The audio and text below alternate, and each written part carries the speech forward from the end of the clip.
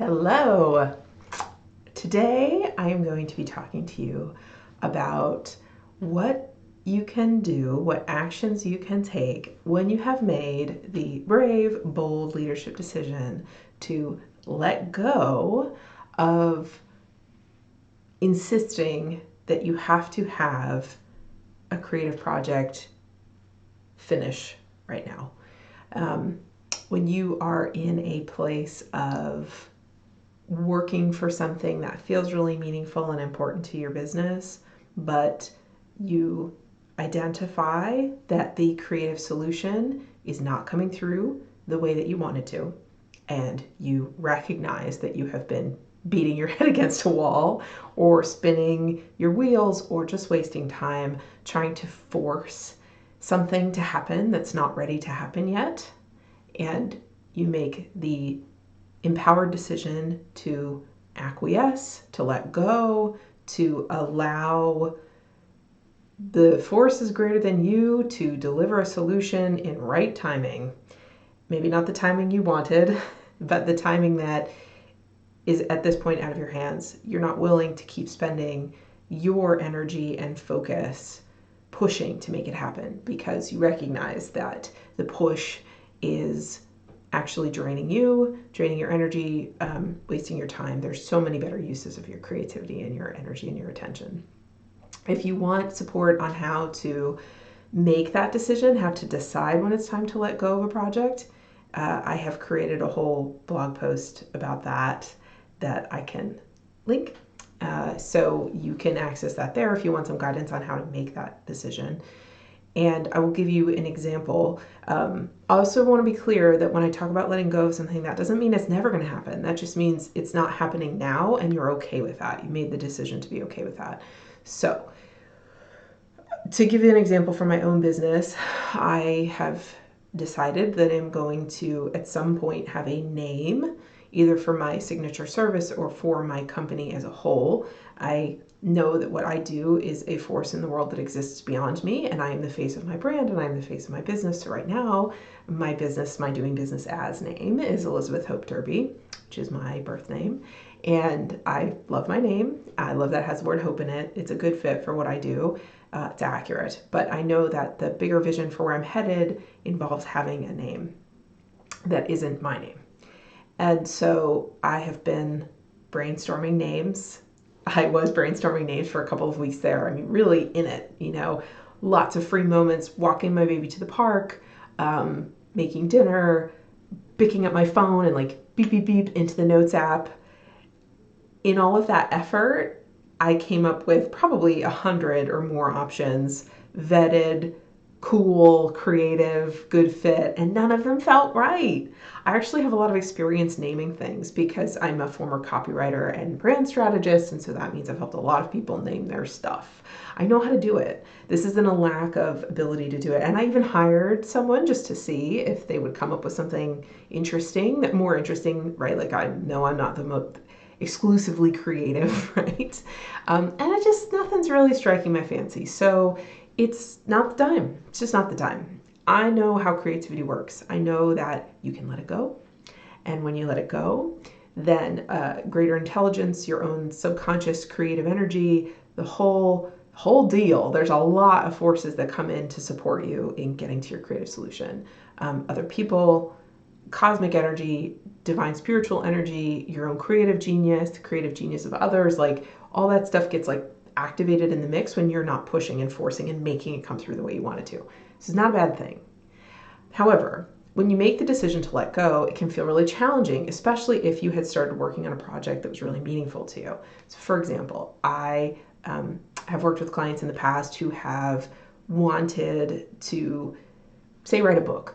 And there are a lot of other examples, not just that one, like write a book, start a nonprofit, add a new team member, offer a different kind of service. There's a lot of stuff that is actually a creative, generative activity that you can't necessarily force the timing of. You can do your best, and it requires discernment to know if you're going to just choose something and move on, or if you're going to stop the push. So again, I can guide you through that process a little bit. And of course, you can always talk to me about coaching if you want more support, because this is all about building your own CEO muscles and instincts and following your guidance, finding your way of leading in the world. That's really the solution here. But I want to address today that once you make the decision to let go, you can sometimes feel like, well, what now? And if you've had a lot of energy, that's like spare energy that you've been putting into this project, now you have all this juice in the tank and you may be feeling some feelings about having to let go. And what do you do? What do you do with all that oomph and that drive that you've been pouring into this thing that you've decided to let go? Here are 3 things you can do to channel your energy in a much more productive, nourishing way that will empower you in your leadership moving forward and actually accelerate things happening outside of your control, because you are activating your own abundance and creativity and flow state. Here we go. 3 things. Thing 1, when you make the decision to let go, in that moment, notice what expands.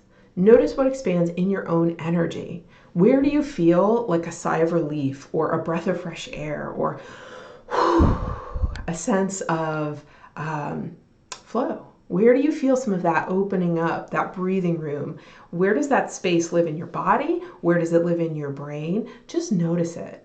It's the same kind of energy that comes in when you like clean up your living room or you clear off your desk. It's like there is a real beautiful negative space that gets created that we in our busy push lives, running, doing, we often don't notice those things or take advantage of those things and those spaces that we create when we make powerful decisions. And if you actually allow yourself to enjoy that spaciousness, you will really rejuvenate your own energy. You'll refuel your batteries. It's like when you go to yoga class and at the end of class you do shavasana, which is just the lying on the floor. And if you did a whole yoga class and then you sprinted out and you missed the shavasana, that would be a total bummer, because shavasana is awesome. It's the part where you get to soak up and integrate all of that like effort and relax. I mean, really relax in a deeply nourishing way.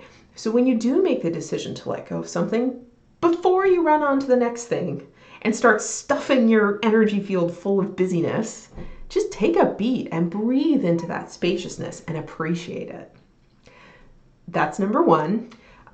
Notice what expands. Number 2 is debrief any disappointment. So you may be feeling that whatever it was you were pursuing was held from you, or you couldn't do it, and you may have some like negative emotion about that, which is totally reasonable. If it's something you've wanted for a long time and it didn't show up, it might not be easy to just let it go. You might be like, I don't want to let it go. I don't want to surrender. I want it now. Why isn't it here? Why isn't the new employee here to take tasks off my plate? Why isn't my business name here so that I can go out and like in the world and like have this big splash? Like I want it and it's not here, and boo. Totally fine, totally normal to be disappointed when you don't get what you want, right? Now, it's an ego not getting what you want. Everything for the highest good. I believe that, like, you can, whatever spiritual practice you have, you can activate that on your own behalf and say, I'm releasing this for the highest good of all. I trust in divine timing and divine intelligence to bring me the right solution when it will be most fruitful. That in and of itself is a really powerful practice for debriefing and dissolving your disappointment and your attachments, because it centers you back into trust that what is meant for you will find you and you cannot miss it. So in addition to that, you can just allow yourself to acknowledge your disappointment. And I have actually created an Oracle/tarot card spread with some questions you can ask to debrief your disappointment and let it go consciously and reclaim your power from that. So I have a whole video about it. I will link the spread below so that you can actually do it for yourself. It's got some instructions, but basically you want to explore 3 questions. You could also just journal this. You don't have to do it with cards. 3 questions you want to ask around the situation that has disappointed you, this thing you've decided you need to let go. 1, what do I need to forgive? What do I need to forgive about this situation or forgive inside myself? You know, I forgive myself for not finding the perfect person when I thought I should have, or I forgive myself for not being creative enough. Whatever negative judgments you have, you probably need to forgive that. But the cards, if you pull cards and you're into that, it might reveal something even more cool and creative that you also need to forgive. What do you need to forgive? What's the higher perspective that divine intelligence has of this situation, that your higher self has of this situation? What's the 30,000 foot perspective that you can anchor yourself into that can give you some comfort? And finally, what do you need to reclaim? What is the creative power that you did demonstrate in this situation? Even if you didn't get the outcome you wanted, even if you're feeling disappointed, what is there for you that you can actually reclaim now and feel really good about? So that's a way to let go of the disappointment and debrief on it, and then actually reclaim the energy and the creative power that you've been demonstrating this whole time. What is happening in your favor? Things are totally happening in your favor, to borrow the Hunger Games scary analogy. So that's the second thing, debrief any disappointment. The third action you can take, and this is a favorite, is tend to your longings. Feel into what it is that you actually really wanted and go a level deeper. Like if you wanted, say you wanted to start that nonprofit, or you wanted that team member to come through, or you wanted that name for your business, why? What was it going to give you? What was the feeling that it was going to impart into you? Or what was it going to allow you to do in the world differently? Feel into what it is that you long for and desire. And when you identify it on that deeper level, ask yourself, how can I give myself a taste of that today, even without the thing that I said I wanted? So in my case, finding a business name, I couldn't find the business name I wanted, but you know what I really wanted to do was like a creative refresh of my brand. And I can do that with my current business name. So you know what I did? I went out and I got a new logo, and I am thrilled about it. I'm so excited. I love it. And it's totally in alignment, and it's giving me that like oomph and that fizzle and sparkle I wanted. The other thing, to give another example, if you were looking for a team member because you wanted more free time, find a way to delegate something today. Find a way to ask for help today, even if it's not from the new team member. Find something you can say no to. Give yourself the breathing room and the free time and the mental bandwidth that you really wanted. Just take 5 minutes. You will come up with, I guarantee, at least 3 creative ideas for how you can give yourself, how you can tend to your longings, how you can give yourself what you desire, regardless of whether or not you got the thing that you thought you needed to get you to that place of satisfaction. So there you have it, 3 things you can do when you've decided to let something go and you need a thing to do with all of that energy. You can notice what expands, debrief any disappointment, and tend to your longings. So if this resonates for you, if you have something that you're actively letting go and a concrete example that you're working through, if some part of this really pops out as useful, or you're going to give it a try, please let me know in the comments. I'd love to hear from you. And I, as always, look forward to supporting you more on your leadership journey and your creative self-expression more soon.